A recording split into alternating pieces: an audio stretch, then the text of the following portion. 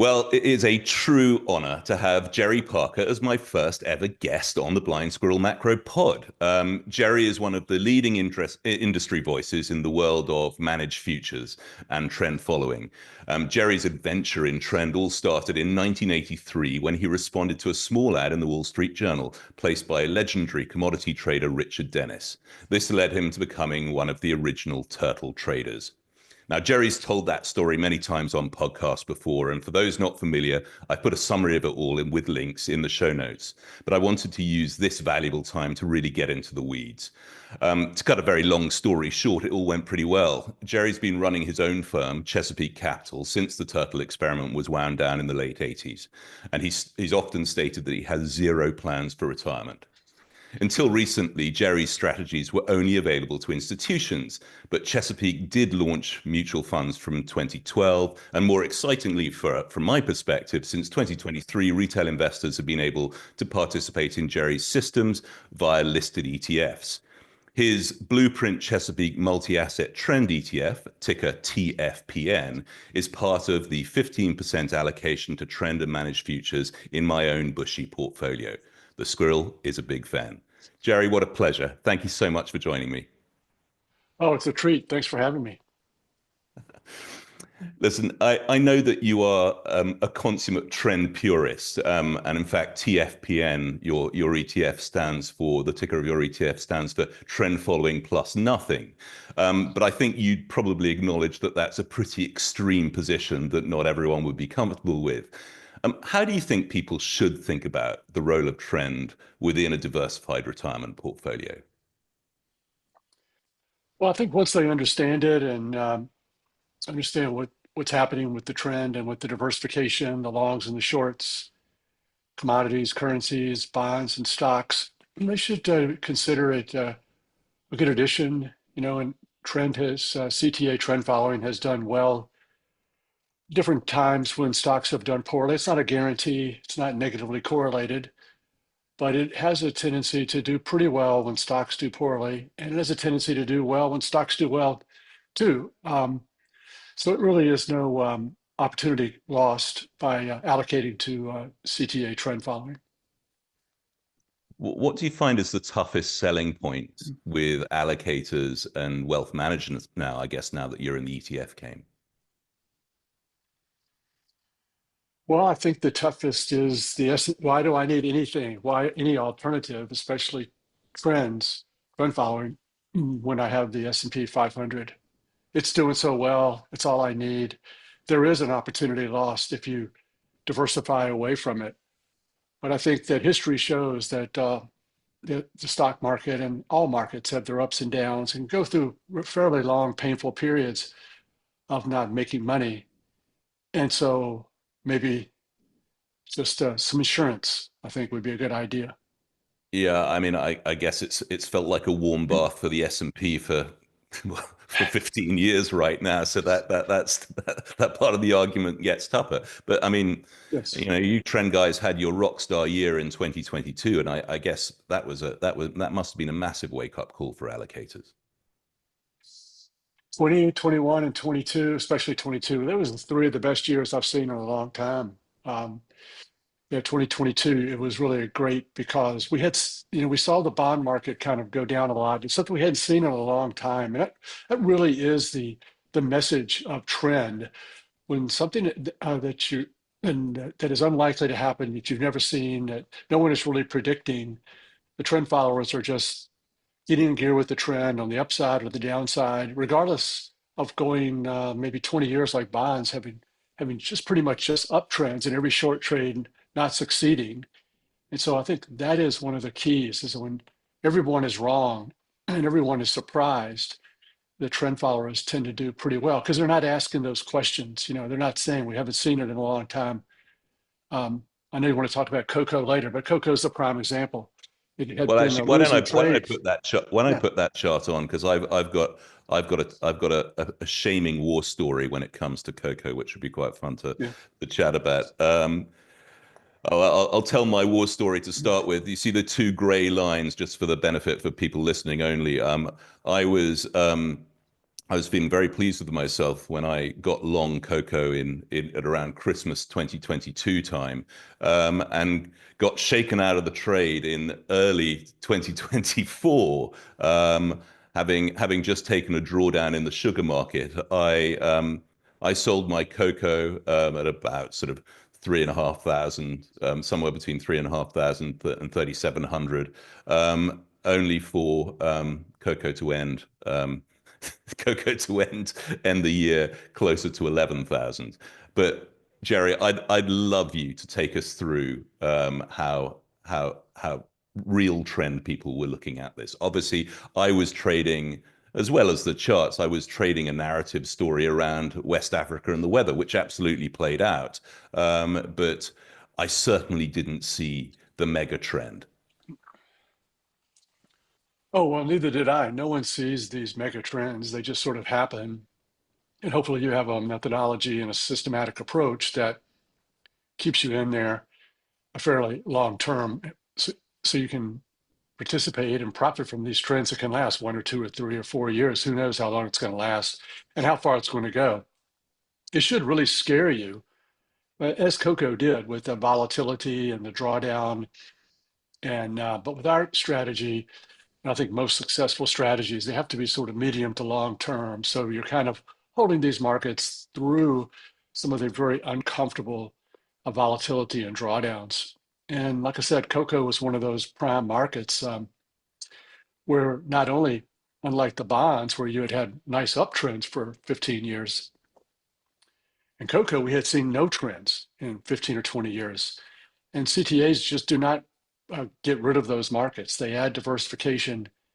They're different. And then you just never know when they're going to trend. And one big trend will change the numbers for that cocoa market being a losing market to a winning market. And when you're trying to play for these big outliers and the very infrequent moves, this is how it all works. So uh, whenever I talk to people, the one thing that I hear more than anything from uh, all traders, not just retail or unsophisticated people, but everyone, and that is, I got out of my profits too quickly. And so that is just the hardest thing to do, is to sit in there and hold, because I remember Richard Dennis saying, when you have people have a tendency to be hopeful when they have a loss, they hope it's going to come back, and then you should really be fearful. You want to take those small losses because you should be fearful that the small loss could turn into a bigger loss. And when people have a big profit, they tend to be very fearful. You got to give back too much profit. I've spent this money. I don't want to. I don't want to see it go away.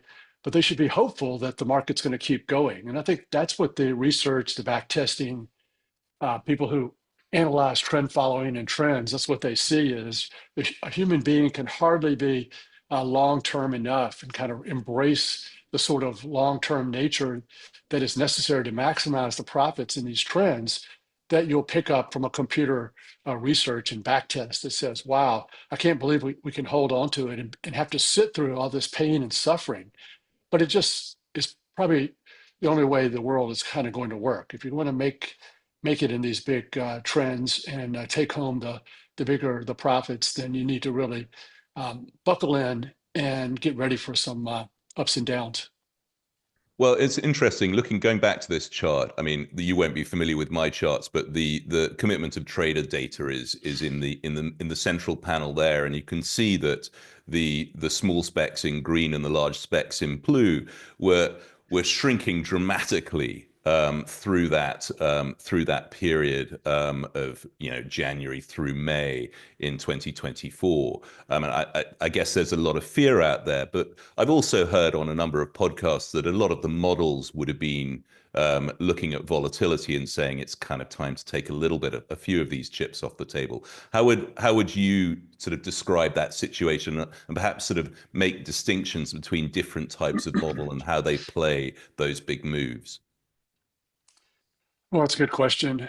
Um, so TFPN, trend following plus nothing, has another meaning as well, which is we're only going to use trend following, and we're not going. And trend following is great. It works great, which is let profits run and take small losses. At least that's part of it. And so but as you said, there are other strategies that use a piece of the trend following, but do try to smooth out some of these rough periods by taking profits when volatility increases or when the profits are really large. And we sort of said, well, let's just stick with the bread and butter trend following. And look, our potential for loss was really, were we going to take a small loss in cocoa? And no, we didn't. And so we really don't want to classify the ups and downs and the drawdowns of this mega winning position, um, and call that a loss or risk.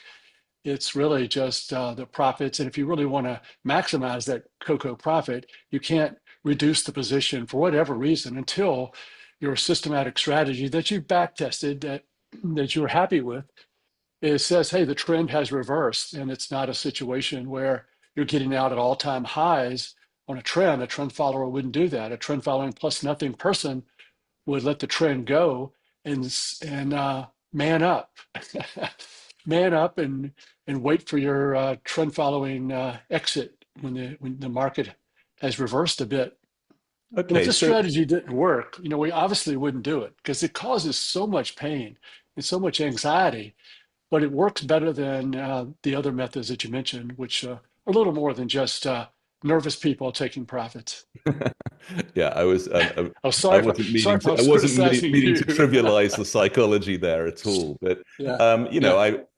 I'm interested just looking at this cocoa chart and under your systems, um, just looking at history, it's very easy. Everything's easy with hindsight. But what would your signals have been saying come May of 24, where you had that big break at the top?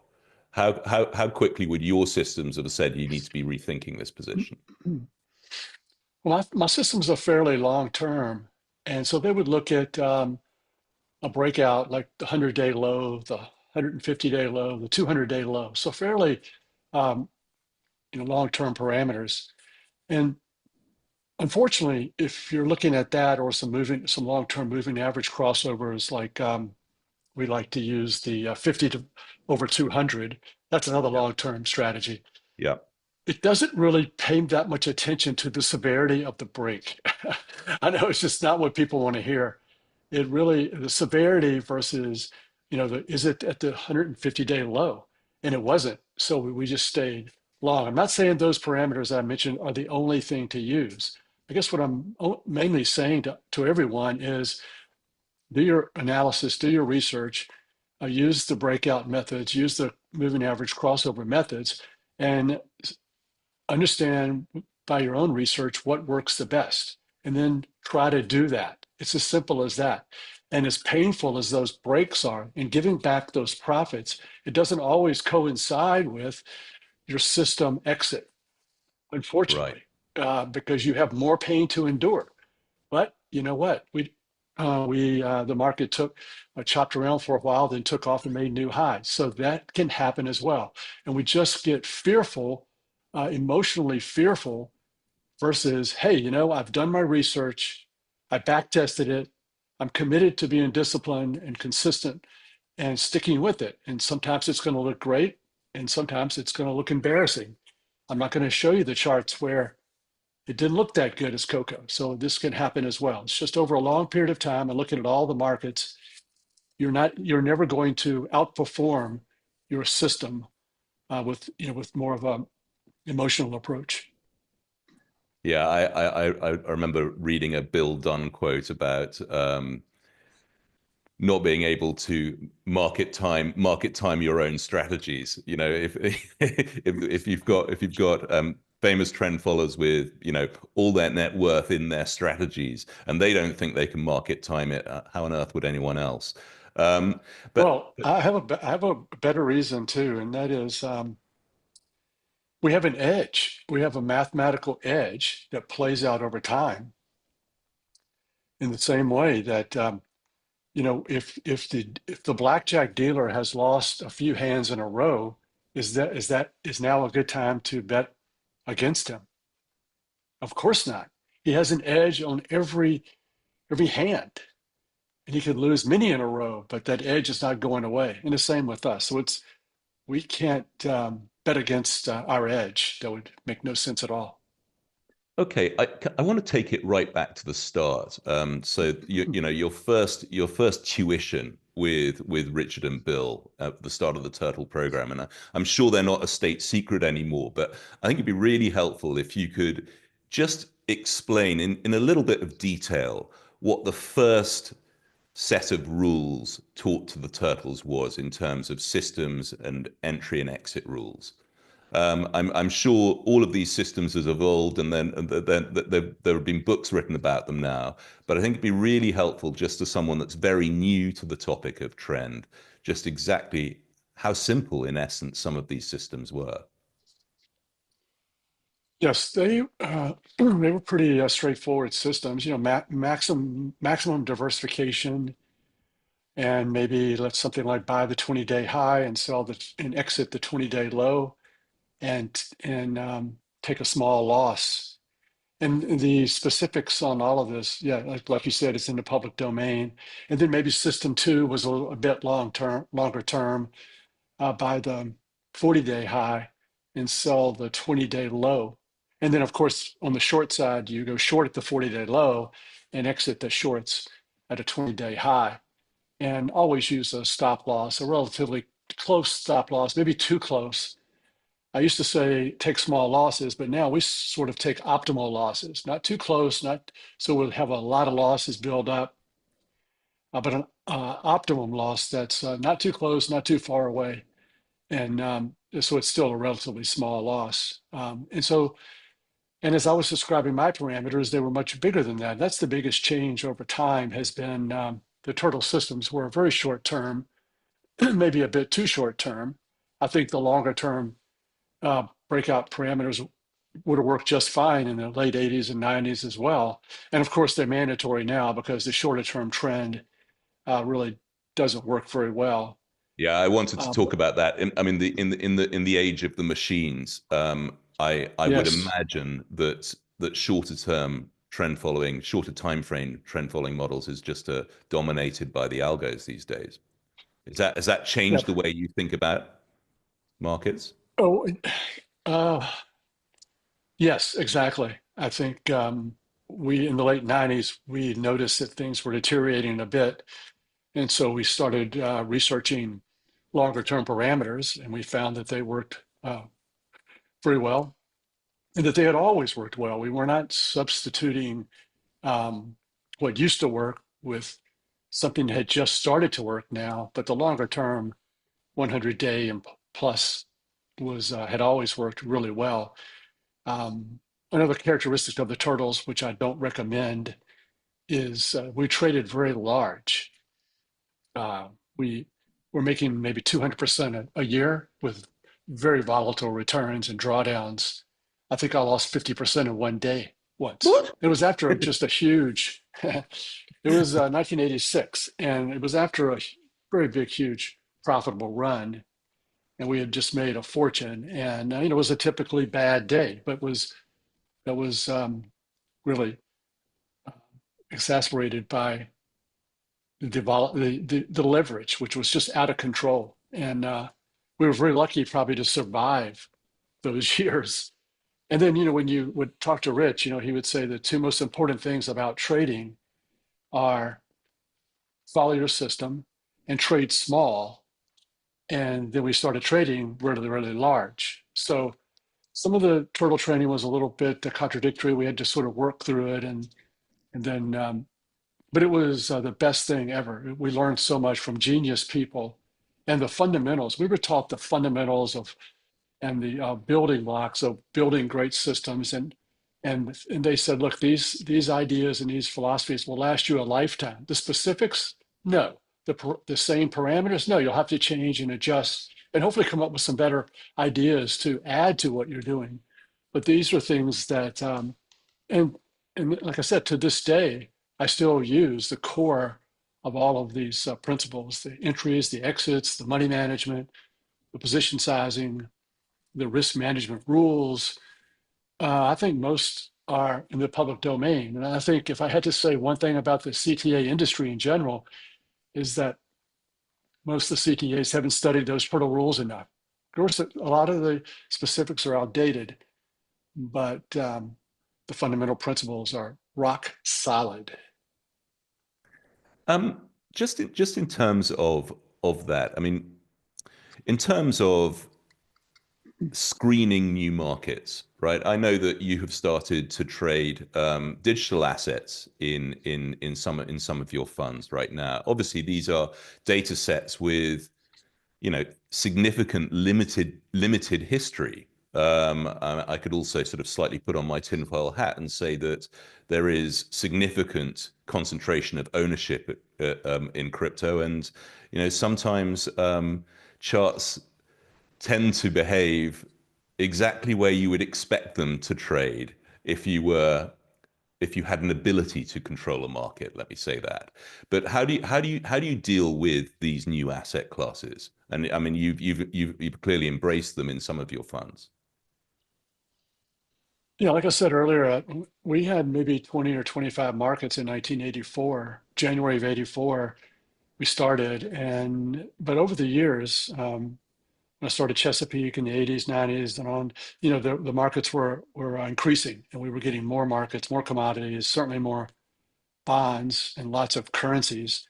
We trade so many currencies now. And so this was what was taught to us. And I was very obsessed with adding more and more markets. And the great thing about turtle trend following, classic turtle trend following, I'm saying that because I know other people don't agree and would do things differently, and they may claim to have a more evolved strategy. Uh, is that you treat all the markets the same way, and so they're all kind of the same. There is no difference between wheat and crude or the Swiss franc and gold from a trend following point of view, because you're using the same systems, the same entry, the same exit, the same money management, risk management, um, and all the same rules for each individual market. So adding a market is a piece of cake. You throw it in there, and you can do the back test. It's 1 out of 20 or 1 out of 100 markets, which is not really going to tilt the back test to change your parameters in a material way. So the day one, when you see a new market and it's liquid and you think it could add some diversification to your portfolio, it's in there and you just do the next trade. I've had situations over the years, Italian bonds, I think, and natural gas, US nat gas. I started trading those years ago in the 90s. And the first trade out of the box was a huge home run. And so, So you're dangerous, an so ex, dangerous. you're an immediate expert in a market that you know nothing about. I'm sure I've never seen a soybean, and yet it's been a very profitable market. So this is the genius of trend following and using technical um, versus fundamental, because you can put all of these wonderful markets, these diversifying markets in a portfolio, um, and not really know too much about how they fundamentally how they actually work. And So so you with saying you crypto, same thing. Throw them in there. They're liquid. My God, there's nothing more different than the crypto. And I'm looking forward to some more. And there's futures, there's ETFs, BlackRock ETFs, and liquid futures for the Ethereum and Bitcoin. So um, it's really a great opportunity to diversify the portfolio. so really it's just first, second, and third liquidity. Is there any other screening factor that you think about? I think to some degree you want to be very careful about adding markets that are going to add some value and some diversification. Although we tend to be fairly liberal with that. We trade crude, Brent crude, and UK crude. And so I think over time, maybe there's been a certain trend where one of those two took off and did a lot better than the other. So we pay a lot of attention to correlation and diversification, but we'll have a tendency to think that, hey, look, it is coffee. There's three different coffees, US, UK, and Brazil. And maybe at some point in time, something will happen in one of those three places where it'll be worth trading all three. And we kind of go with that philosophy. I've seen it happen. I've seen silver in 1987 double. It's 90% correlated with gold, but gold kind of sat there. Yeah. So that's another thing, that these markets, they can be correlated most of the time, but if you pay too much attention to that, you're going to really miss something. The biggest trade, the first big turtle trade was February heating oil. There was the freeze, the harbor in New York City froze. It wasn't January heating oil, it wasn't March heating oil, it was only February heating oil. It wasn't crude, it wasn't unleaded. It was this one contract. And if you didn't do that one particular market, even though as soon as you had this big trend in Feb heating oil and it ended, it went right back to being correlated with crude. But you can see some really wild and crazy things happen in markets that are seemingly somewhat similar and correlated. Interesting. So, Jerry, as part of my process from being trend curious, I used to, when the CTA ETFs first became available, I made a point of owning some of them just so that I'd keep an eye on them. And I was always a little bit suspicious of the narrative of CTAs getting blamed for all extreme moves in asset classes. Frankly, the industry is not big enough to be that anyway, but it was very convenient and helped the sell side write a lot of tickets in my mind. But the in working through and trying to understand the role of trend within portfolios, I spent a lot of time playing with your friend Niels Kaastrup Larsen's portfolio builder, the one that uses the Dunn Capital track record over time and allows you to mix that up with bonds, with equities. And one of the things looking at the long-term track record that really jumped out was the way in which the trend industry really nailed the dot-com 99 2000 period.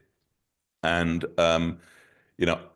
I thought it'd be really interesting. I know there've been other home runs in equities, but there are some strange echoes with rampant tech markets to today. But I thought it'd be really interesting to have a look at the chart from 99 2000 and perhaps have you walk us through what you were seeing or what your models were telling you at those times. Just going to put the chart up here now. So this is just the Nasdaq Composite from 98 to December 2001. For those that are just listening at home, what I see as a layman is almost perfect trend from late 99 up until April, May of 2000 when the floor just fell away. But what were you and your peers at that time? How are you looking at that market? It's a wonderful market. We're looking at it being long and really enjoying that uptrend. And that's another perfect example. I remember that period very well. I believe I was in Europe traveling around and seeing clients, and it was the first time that I had seen such a disparity between like the S&P and NASDAQ or the Dow and NASDAQ. I don't think I had ever witnessed such a difference in performance. Like, how is this possible? So sitting with that particular trend was, fun and profitable and a little bit scary. And the amount of noise or people calling it a bubble and saying they were afraid, it lasted a long time. There would have been a lot of that trend you would have missed if you would have listened to other people, because that's another thing too. The trend of the market and your systematic approach with your own particular rules is going to do a much better job than trying to guess the top, and a lot of money was left on the table guessing the top. And of course, a lot of money would have been left on the table if we hadn't have exited that when the trend reversed. So once again, that's the beauty of the trend following is. Yeah, well, you've You said can get out. by then you were using much longer dated models. So, you'd have taken that April, May drawdown pretty much in the chops alongside the discretionary guys, presumably, and that point, all the day traders that were trading their Schwab accounts actively for $8 a trade at Ameritrade at the time. But what's clear from looking at the track record, at least from Dunn's perspective, is yeah, they took that drawdown, but they were very quick to get short the market. And that's and even with hindsight, well, charts with hindsight obviously always look obvious, but you know I would love to understand how the models were speaking to them, you know, once you got to August, September, ahead of the next leg down. What models were telling. I mean, is it as simple as that on my charts, that's 100-day crossing the 200-day, the blue and the purple there. I mean, I guess that would have been an obvious long-term signal that you guys should get short. But how are you trend experts seeing it at the time? I was a humble capital markets of the banker. All I could see in the market was an inability to price IPOs anymore. Yeah, right. It would have been a very painful drawdown there, but then getting short with our systems. And another thing that we tend to do is trade multiple systems with different parameters. So maybe the shorter term parameters would have gotten short quicker, but then maybe rallied a bit and got knocked out until later in that period where you would get short and be able to stay short. But maybe the longer term ones got short and stayed short. But I think it's another huge thing too. Can I Is just pause you? Can I just pause you there? So when you've Yeah, got two systems trading different time frames, mhm. there are obviously periods, presumably, where one system's Xing out the other system. How do you manage that? Is that just a sort of cost of doing business, or how do you think about, contradictory systems at the same time? Yeah, I don't really think about it. It happens, and it's fine. We trade each one of those systems independently, as if the other ones systems don't exist. They just do their own thing, and like you said, sometimes they will X each other out almost uh, exactly, or not. But yeah, it's just one of those things, and there is, I think, a fairly healthy, wide parameter set that I've mentioned already. I'm giving away too much good information here. That where the good thing is that all of the different parameter sets make about the same amount of money over time, but can be very different on on a trade by trade basis. You could just imagine the shorter term system would have done a lot better on that big crash of the Nasdaq, and the longer terms would have given back more profit. And that's just the type of diversification we like. And how much better could it be to trade multiple system sets like that, multiple parameter sets, and have over time they all make about the same amount of money, but they really diversify your trade outcome, which is, really you're just so uptight and tense about how much of this am I going to give back, and I don't want to give back too much, and so not have Can having we more talk? than one Can we talk exit about the is very powerful. psychology just in the last few minutes? Because, Yeah. you know, I don't know, personality type. I mean, I've embraced I've embraced trend and it takes a meaningful share in my overall portfolio. But there's an element of the control freak in me that that finds it very, very hard to look at the positions that some of the funds that I own have and go, well, I completely disagree with that from a narrative standpoint. Right. But I've learned to actually embrace and love the fact sometimes when the machines disagree with me. But in terms of being 100% wedded to systems as you are, I I I'd love to understand how you manage the drawdowns, right? Just Well, mentally. I've had a lot of experience, and I think that is very important. Um, with Richard Dennis, it wasn't just people giving us the rules. It was the rules and staying with us and sticking with us during the first 6 months or so was really some bad times. And then saying to us, it's not about how well you do. It's about how well you follow the rules. If you make money by not following the rules, you're going to be in trouble. If you lose money by following the rules, you'll be fine. We'll say you're fine. And after just 2 or 3 months, we had lost a lot of money. And his response was, "You guys have been following the rules. I'm going to give you more money to manage." And so having that experience and that pretend bubble atmosphere environment that we were in, where we were rewarded for doing what's right, which no client is ever going to do that. They'll be totally fine if you break all your rules and make money. And so just having that as our initial training period and that bubble and that pretend environment to just do the right thing, do the hard thing. That was another one of their sayings: do the hard thing and do the right thing. Trading is hard. If it more than likely, good ideas are going to be psychologically difficult to do and are going to test you. But there's nothing like experience. I started out really slow and was not very good in the beginning. They stuck with me, and but you just have to go through it. And I've been fortunate as well that whenever I did break the rules, I immediately got punished. I didn't get lucky and have it work out for me. And so I quickly was taught over time that you're I'm never going to be able to outperform the system, and the mechanical systematic approach is always going to do better. And I just so much wanted to do a good job and do as well as I could. But experience, and having that negative feedback from what happens when you don't stick to the rules. So basically, you're saying I should always buy your drawdowns.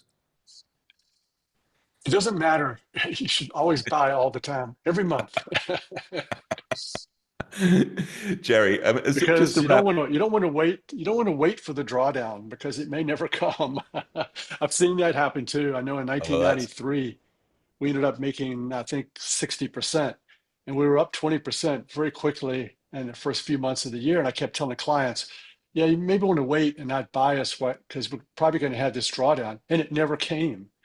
So once again, your brain is telling you one thing, but all you can listen to is, hey, these guys have an edge. Trend following has an edge. I better get with it as quickly as possible. where do you think in the head of the average asset allocator trend following is sitting right now? I'm sure 2022 and the bond trade really woke them up. Um, but I still get the sense, and maybe I listen to too many sort of inside baseball podcasts on the industry. I still get the sense that allocators aren't quite there yet. They're still very much wedded to the traditional 60/40 or risk parity portfolios in terms of their diversification. Yes, I agree. I think that everybody, anybody, if I can understand it, when I heard about trend following in my 20s, I thought it was the greatest thing ever. I had not met Richard Dennis. I didn't know anything. I just somehow heard about it, read about it. I think everybody can understand diversification. It's great. It's wonderful. Currencies, commodities, um, fantastic. Take small losses, let profits run. If you haven't done both of those things, you've really probably had some bad experiences and had good experiences when you did that. And so I think people understand the benefits of this and how it could possibly work. And of course, some people um, love it as much as I do, and you don't have to really convince them very much. But I do think that with stocks doing so well and trend following being a little bit out of the mainstream, there does seem to be people's responding to career risk, even if it's at big institutions or investment advisors, because being too far out of the mainstream, being too far out of what the S&P is doing, you could get more punishment than maybe praise for offering your clients diversification. So it is, we just need one of those periods where trend really shines and it really bails people out and people can see the benefits of it, which I think we'll probably get one of these days, hopefully sooner rather If than you, later. yeah, let's. And I want to finish with that. So, you know, a lot of people that think about macro think in the economy in terms of regimes and quadrants, right? Your growth and inflation quadrants. Is there a regime in which you think trend has the best opportunity to shine in terms of a growth and inflation quadrant? I think we're in it. Like I said, I think once we broke this idea of the Fed put and maybe the keeping rates artificially low, and now we're just in a free environment where markets are more allowed to fluctuate. The past 2 years have been sort of flat, but I think we're fine now. We're out of that period. Hopefully, we don't go back to it. I don't think we need inflation. We don't need a horrible stock market. We don't need bad things happening to the economy.